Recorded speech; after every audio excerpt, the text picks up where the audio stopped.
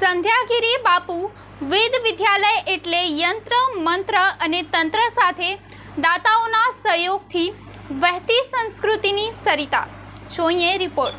Story by Ghanshyam Barot, Maa news live, Rapar, Gujarat. નમસ્કાર દર્શક મિત્રો, મા ન્યૂઝ લાઈવમાં હું ઘનશ્યામ બારોટ આપને અમારા સામખિયાળીના પત્રકાર, અમારા રિપોર્ટર ધનસુખભાઈ ઠક્કર સાથે આવકારું છું. ખાસ તો આજે અમે કચ્છ જિલ્લાની, જેણે ખૂબ મોટું કચ્છ જિલ્લાને જેણે ખૂબ મોટું ગૌરવ અપાવ્યું છે, જ્યાં વિદ્વાનોને, જ્યાં સંસ્કૃતના પંડિતોને તૈયાર કરવામાં આવે છે. ખાસ તો 2003થી 8 બાળકોથી શરૂ થયેલું આ વેદ વિદ્યાલય આજે બાપુ કેટલા બાળકો છે આપણી પાસે અત્યારે?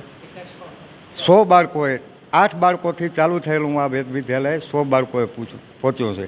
નાની એવી જગ્યામાં સંધ્યાગીરી બાપુએ એક મઢી બનાવી અને એ મઢીએ આજે વિશાળ, જેને કહી શકાય કે મહેલ બની ગયો છે, અને એ વિદ્યા મહેલ છે, જેને ભગવતગીરી બાપુનું ખૂબ ખૂબ ખૂબ ખૂબ પ્રોત્સાહન મળ્યું છે. અત્યારે આપણી સાથે ભગવતગીરી બાપુ છે. ખાસ તો અત્યારે આ વેદ વિદ્યાલયમાં 10 દિવસના સંસ્કૃતના સંભાષણ વર્ગ ચાલુ કરવામાં આવ્યા છે. એ અનુસંધાને આપ જોઈ રહ્યા છો. ધનસુખભાઈ જરાક કેમેરો આ બાજુ ફેરવજો.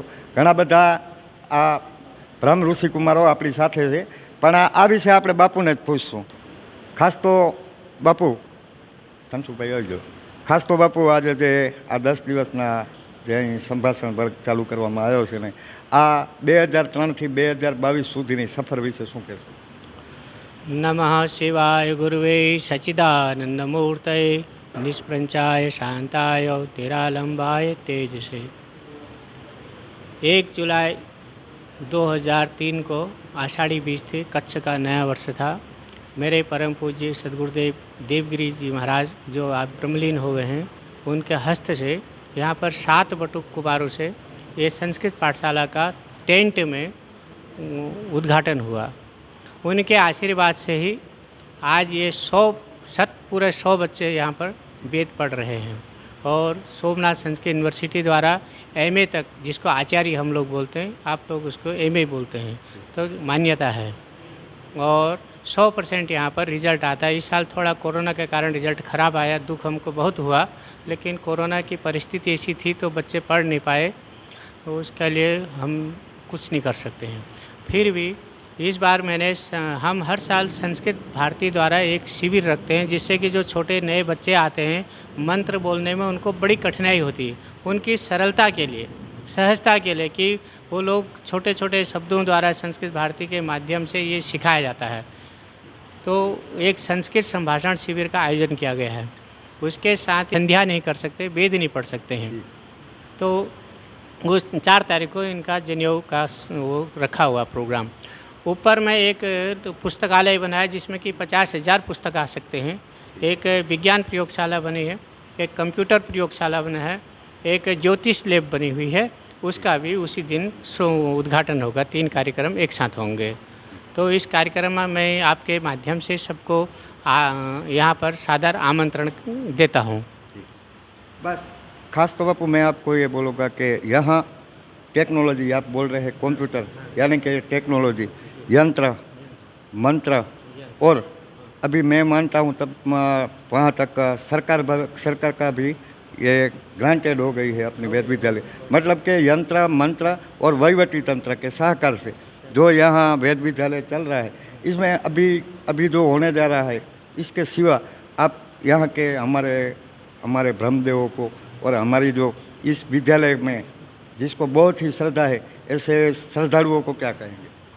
श्रद्धालुओं को यह है कि जो ये पृथ्वी है, ये मंत्रों से टिकी है, मंत्र और गाय, और उसी से पर्यावरण वगैरह शुद्ध होता है. मंत्र ब्राह्मणों के पास है, और ब्राह्मण जो है मंत्र जितने हैं, मंत्र और देवता जितने भी हैं, वो ब्राह्मणों के अधीन हैं.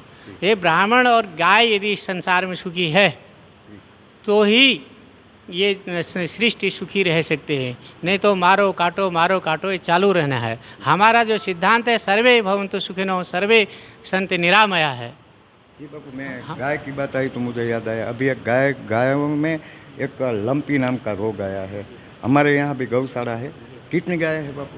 हमारे पास यहाँ पर इस टाइम 250 से 350 करीब गाय हैं। और ये लंपी रोग जो है उसको अटकाने उसको रोकने के लिए आपने कोई अभी लम्पटी रोग का आज से 2 दिन पहले तक कोई इलाज, कोई रसी नहीं आई थी। मैंने जिला के करीब करीब सभी डॉक्टरों से संपर्क किया, लेकिन बहुत गाय, ये आदोई में करीब 40-50 गाय मर गई और कच्छ में बहुत गाय मरी।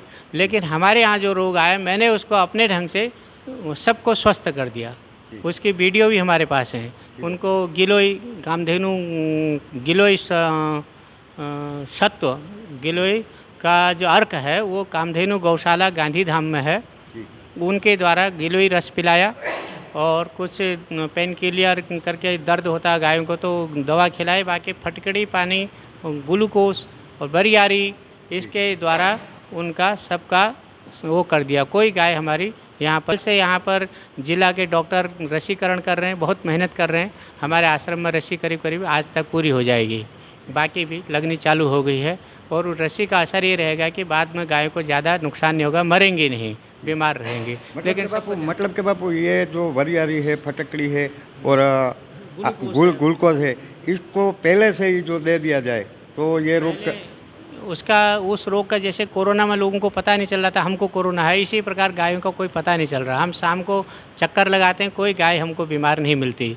तो दूसरे दिन देखते हैं तो 1-2 को लक्षण पाए जाते हैं, तो उनको हम अलग कर देते हैं।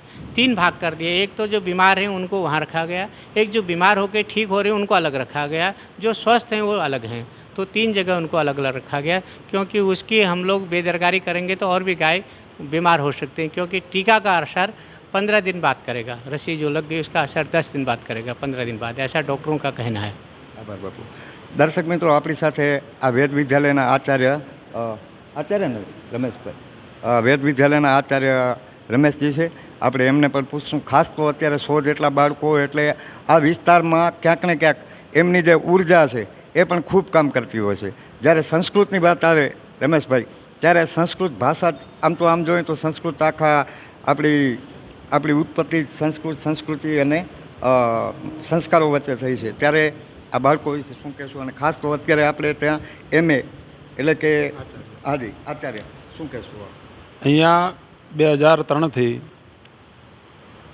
સંસ્કૃતિનો વિકાસ થાય, દરેક લોકો સંસ્કૃતિને અનુભવે એ માટે પૂજ્ય શ્રી ભગવતીગીરી બાપુના અગાધ પરિશ્રમથી આ પાઠશાળા ચાલી રહી છે। પાઠશાળાની અંદર 100થી વધારે ઋષિકુમારો ભણે છે, જેની સંપૂર્ણ વ્યવસ્થા બાપુના માધ્યમથી થાય છે। સંપૂર્ણનો મતલબ રહેવાની વ્યવસ્થા, ખાવા પીવાની વ્યવસ્થા, દવા વગેરેની વ્યવસ્થા, કપડાં વગેરેની વ્યવસ્થા, પુસ્તક વગેરેની વ્યવસ્થા, ટોટલ વ્યવસ્થા પૂજ્ય શ્રી ભગવતીગીરી બાપુના માધ્યમથી થઈ રહી છે। સરકારનું અનુદાન ઠીક છે, અમુક અંશોમાં છે, પરંતુ વધારે પડતા જો ખર્ચ છે એ ટ્રસ્ટ ભક્તજનોના માધ્યમથી આ સેવા બજાવી રહી છે। અને મારું તો એવું કહેવું છે કે આપણે જ્યારે શાસ્ત્રની વાત કરતા હોઈએ તો શાસ્ત્રમાં 2 દાન ઉત્તમ કયા છે, બરાબર છે? ગાયો માટે આપણે દાન આપીએ એ પણ ઉત્તમ છે, અને બ્રાહ્મણો માટે અને વિદ્યા માટે દાન આપીએ એ પણ ઉત્તમ છે। તો અહીંયા જે દાન દાતાઓ આપે છે એ એમનું દાન મારી દૃષ્ટિએ ઉત્તમોત્તમ જગ્યાએ જઈ રહ્યું છે। એમને તો એ જ કહી શકું કે એ લોકો પણ અહીંયા જોડાય અને આવડું જે મહાન કાર્ય છે, સંસ્કૃતિનું કાર્ય છે।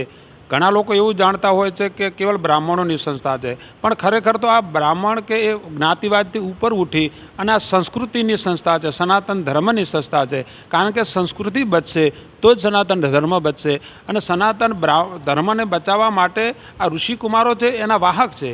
કારણ કે સંસ્કૃત ભણવા સામાન્યતઃ વધુમાં વધુ બ્રાહ્મણો જોડાય છે, એટલે સામાન્યતઃ લોકો એમ માની બેસે છે કે બ્રાહ્મણોની સંસ્થા છે, પણ આ બ્રાહ્મણો ભણીને જશે, સમાજમાં જશે, કથા કરશે, હરેક ક્ષેત્રોમાં જશે તો એ સંસ્કૃતિનો વિકાસ કરશે। તો હું આવી જે આપણે અદાણીની વાત કરી, અદાણી બરાબર છે, તો એ લોકો આ સંસ્થામાં જોડાય એવા લોકોને અહીંયા આવશ્યકતા છે।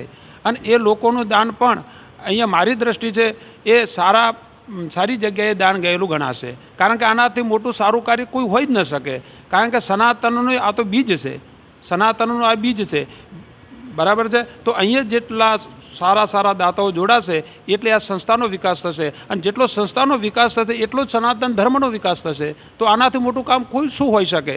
શાસ્ત્રની દૃષ્ટિથી મારી દૃષ્ટિથી કોઈ આનાથી મોટું કાર્ય હોઈ જ ન શકે। તો દર્શક મિત્રો, આ 10 દિવસીય સંસ્કૃત સભાષણ વર્ગના ઉદ્ઘાટન પ્રસંગે અત્યારે આપણે ભગવતગીરી બાપુ અને રમેશભાઈજીને મળ્યા. મારી સાથે ઉમેશગીરી બાપુ છે, ભીખુભાઈ મહારાજ છે, આપણા વેરાવળથી પધારેલા ભૂદેવો છે.